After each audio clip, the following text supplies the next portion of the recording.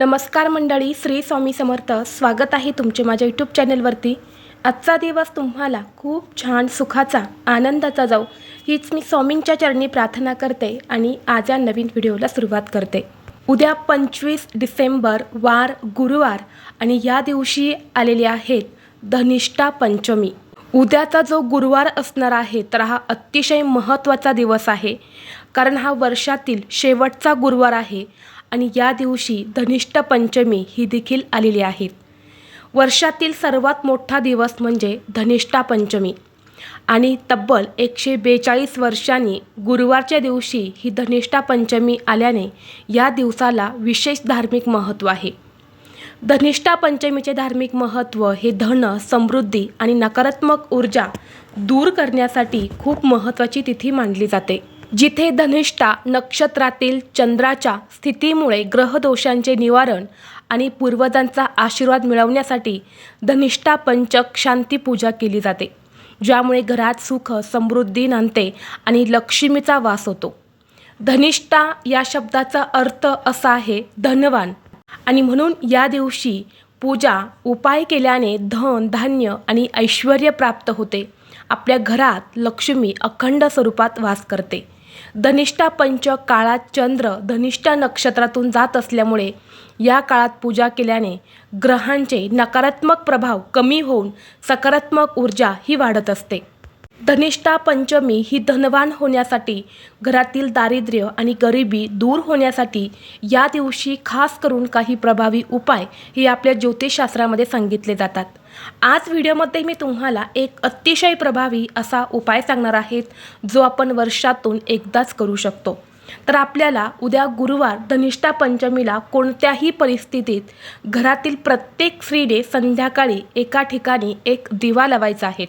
हा दिवा लावल्याने घरात पैसा येईल, कर्ज फिटेल, कोणताही शत्रू हा घरी येऊन माफी मागेल, 7 पिढ्यांचे दारिद्र्य फक्त 24 तासातच नष्ट होऊन घरात अखंड लक्ष्मी नांदेल, घरात पैसे येण्याचे सर्व मार्ग हे मोकळे होतील.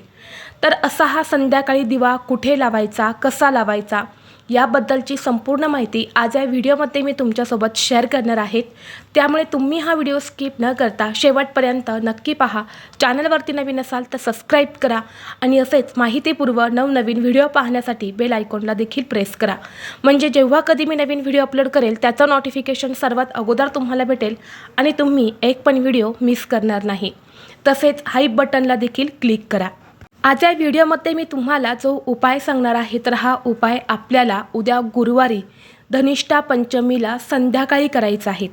संध्याकाळी 6 वाजल्यापासून ते रात्री 9:30 वाजेपर्यंत आपल्याला हा दिवा जो आहे तर तो आपल्या घरात एका ठिकाणी लावायचा आहे.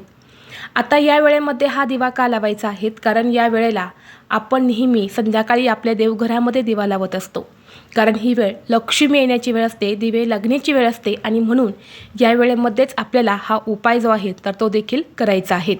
उद्या गुरुवारचा दिवस असा विलक्षण आणि दुर्मिळ दिवस आहे.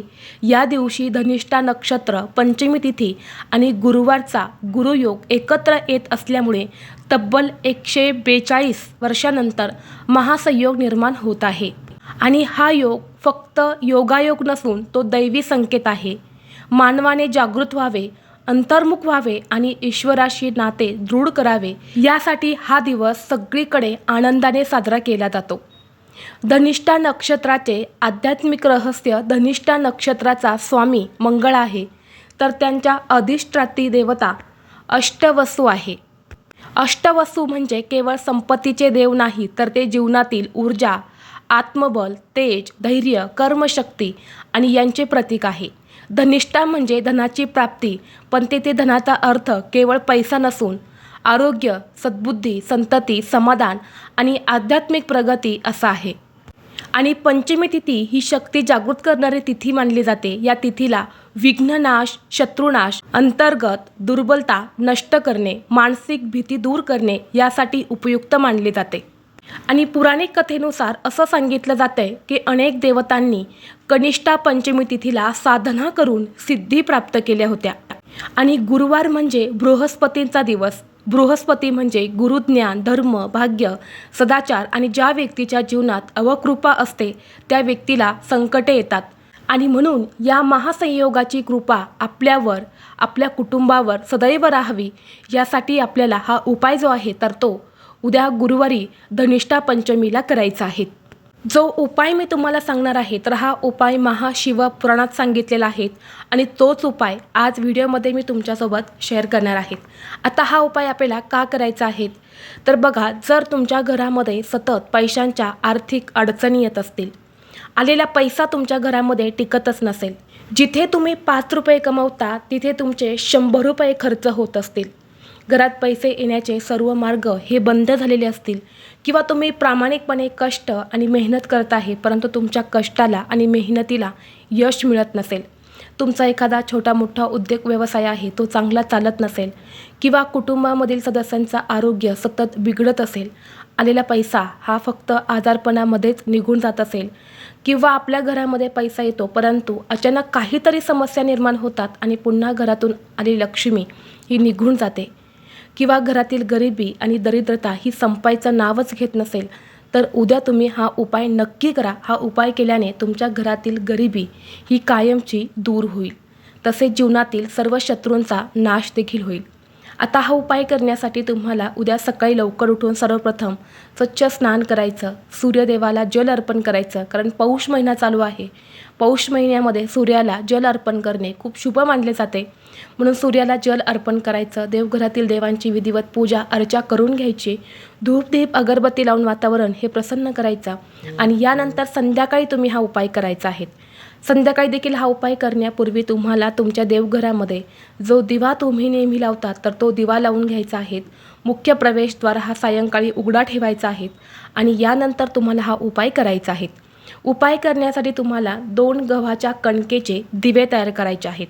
कणकेचेच दिवे तुम्हाला तयार करायचे आहेत, कारण कणकेचा दिवा हा सोन्यापेक्षा चांदीपेक्षाही सर्वश्रेष्ठ मानला जातो. म्हणून तुम्हाला उपाय करण्यासाठी 2 कणकेचेच दिवे तयार करायचे आहेत. संध्याकाळी जेव्हा तुम्ही चपात्या करण्यासाठी कणिक मळणार आहे त्यातूनच तुम्ही 2 दिवे तयार केले तरीसुद्धा चालेल. यानंतर या दिव्यामध्ये तुम्हाला शुद्ध गाईचं तूप घालायचं आहे. तूप नसेल तर तुम्ही तेल घातलं तरीसुद्धा चालेल आणि या दिव्यामध्ये आपल्याला दुहेरी करून कापसाची लांब वात लावायची आहेत. यानंतर हे 2 दिवे तुम्हाला एका ताटामध्ये ठेवून सर्वप्रथम आपल्या देवघरासमोर प्रज्वलित करायचे. दिव्यांना हळद, कुंकू, अक्षदा, फुले अर्पण करायचे आहेत. प्रत्येक दिव्यामुळे तुम्हाला 2-2 लवंगा टाकायच्या आहेत आणि यानंतर हे 2 दिव्यातील एक दिवा हा तुम्हाला तुळशीपाशी लावायचा आहे, कारण तुळशीला लक्ष्मीचं प्रतीक मानलं जातं. जर आपल्या घरातील तुळस ही टवटवीत आणि बहरलेली असेल तर त्या घरामध्ये नेहमी धनप्राप्ती होते, त्या घरात पैसे येण्याचे सर्व मार्ग हे नेहमी मोकळे असतात आणि म्हणून लक्ष्मीला प्रसन्न करून घेण्यासाठी एक दिवा हा तुम्हाला तुळशीपाशी लावायचा आहे आणि यानंतर दुसरा दिवा हा तुम्हाला मुख्य प्रवेशद्वारावरती लावायचा आहे.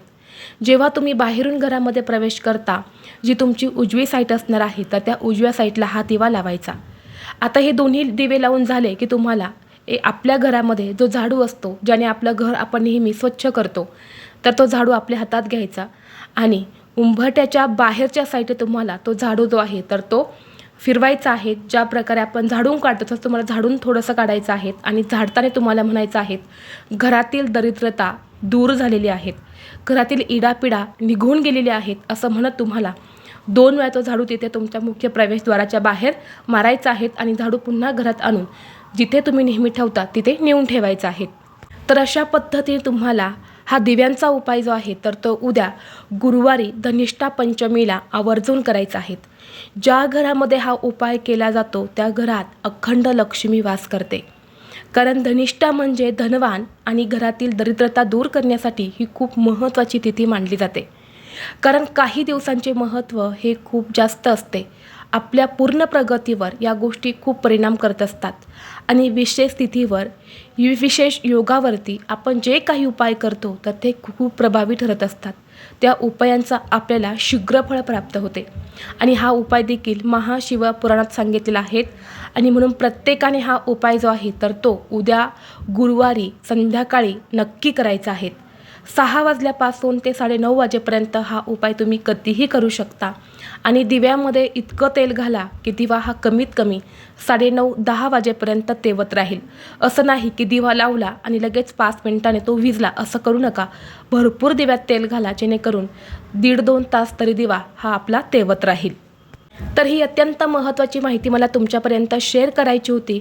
व्हिडिओ तुम्हाला आवडला तर लाईक करा, चॅनलवरती नवीन असाल तर सबस्क्राईब करा आणि हा व्हिडिओ आपल्या मित्रपरिवारासोबत शेअर करा. चला तर मग भेटू असंच पुढल्या एका नवीन व्हिडिओमध्ये. तोपर्यंत सर्वांना श्री स्वामी समर्थ.